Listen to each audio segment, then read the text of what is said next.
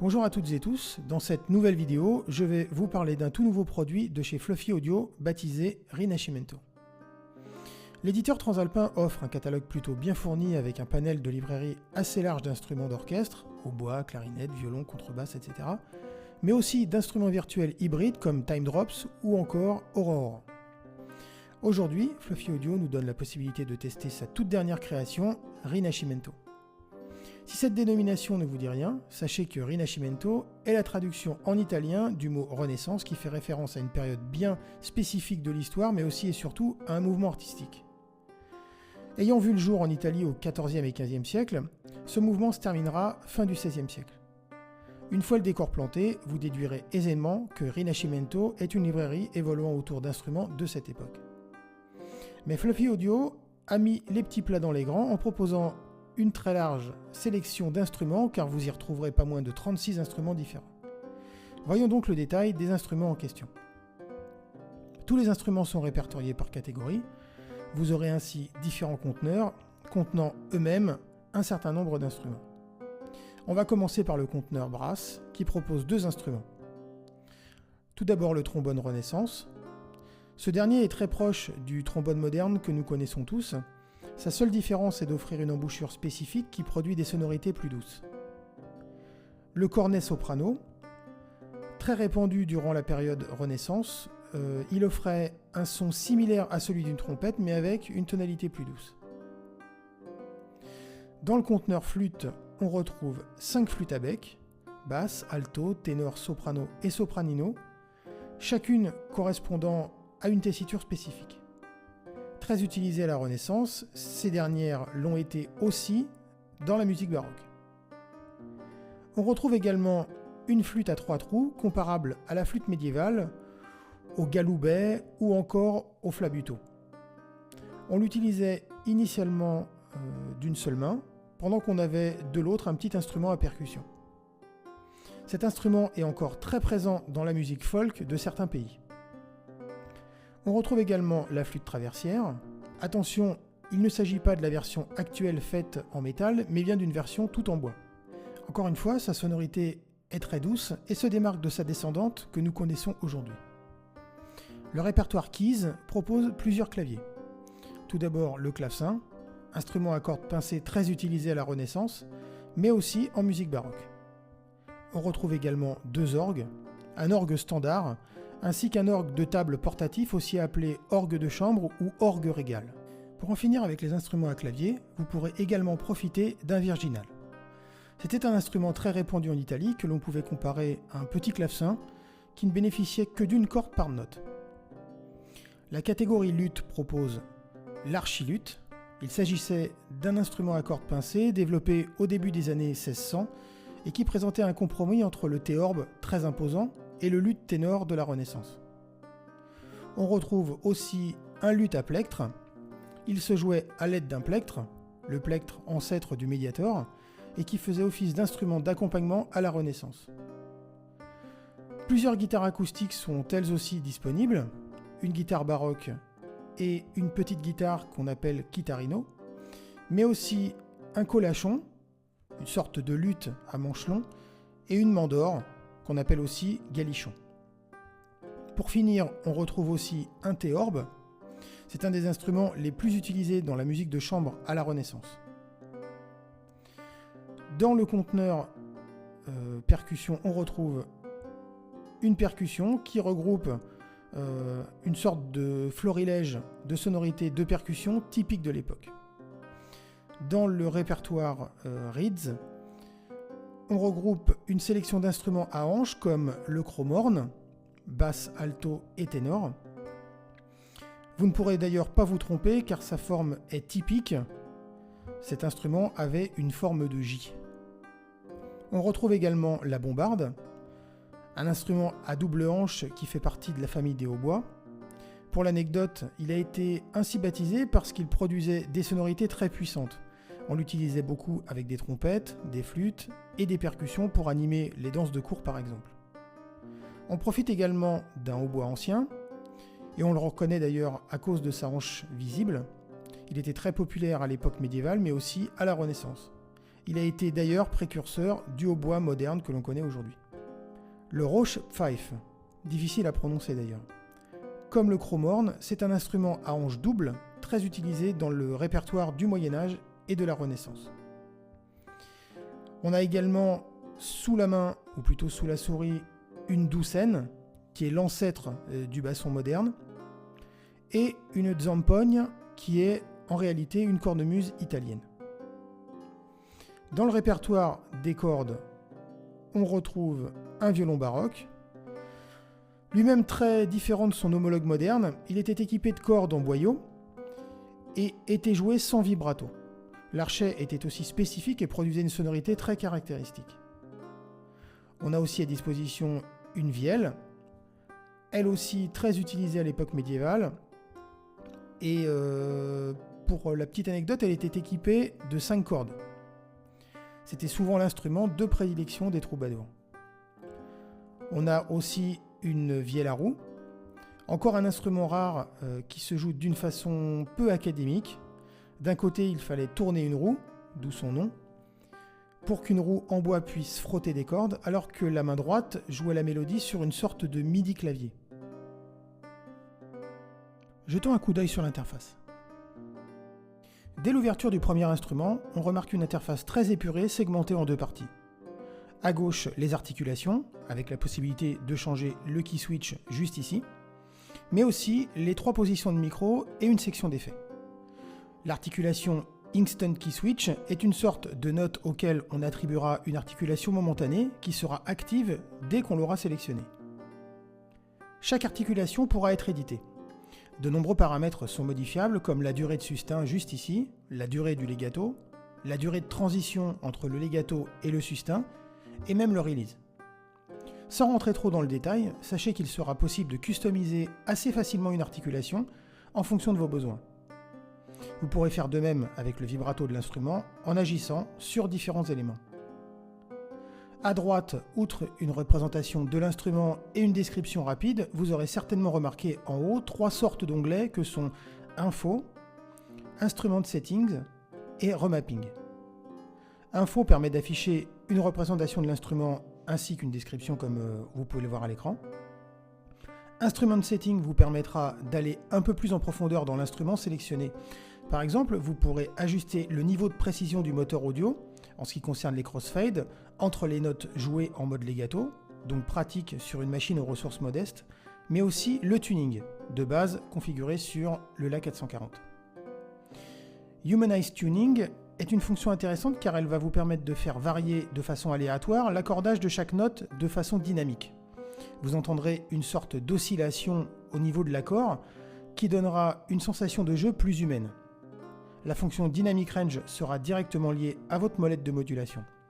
Elle déterminera la plage de dynamique, volume, de l'instrument que vous aurez chargé et que vous pourrez faire varier via la molette. Velocity Control vous permettra d'agir sur la courbe de vélocité et d'en déterminer le niveau mini-maxi. Dans l'onglet Remapping, on vous donnera la possibilité d'éditer les paramètres de la molette de modulation, mais aussi d'autres paramètres comme le vibrato amount et le vibrato rate. Attention, ces éléments ne seront disponibles que si vous avez coché préalablement la case modèle vibrato dans les réglages d'articulation qui se trouvent juste ici. Sur certains instruments de ce bundle, vous pourrez jouer à partir d'une simple note des accords joués rapidement et d'autres plus lentement en fonction de l'articulation sélectionnée.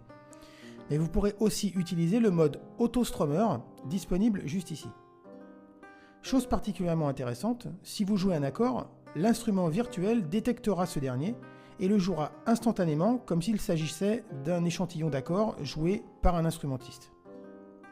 En activant le mode Strummer On, vous pourrez plus précisément customiser le strumming de votre instrument selon différents paramètres comme le nombre de pas, la vitesse d'exécution, l'accélération, le decay, etc., etc.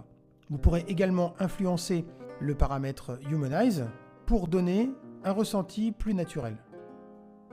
Vous pourrez même quantiser votre strumming, lequel influencera le placement de votre jeu par rapport au temps. Évidemment, des presets d'usine sont fournis, et vous pourrez ainsi tester les différents réglages proposés, et même les sauvegarder si vous leur apportez des modifications. Le Hurdy-Gurdy, en français la Vielle à roue, propose également une interface spécifique à son mode de jeu.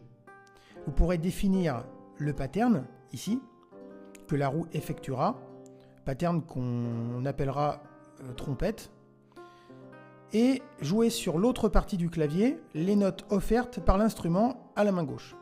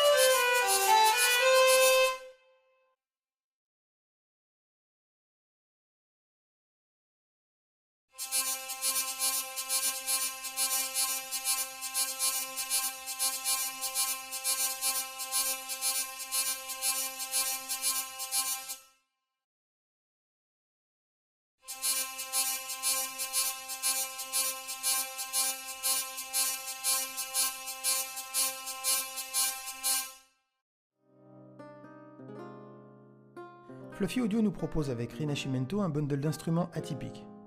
Atypique parce qu'une telle offre d'instruments aussi spécifique est vraiment rare. Les 36 instruments proposés ont été méticuleusement échantillonnés et les fonctionnalités disponibles restent suffisantes. L'autostrummer, offert sur certains instruments, est intéressant et permettra de gagner en réalisme. Dommage que ce dernier ne puisse être utilisé sur des accords à 4 sons.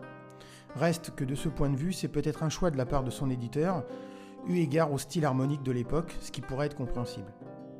Concernant la partie effet, c'est à mon sens le point noir de ce bundle. La qualité des reverbs n'est pas du tout à la hauteur, autant la désactiver complètement et en utiliser d'autres.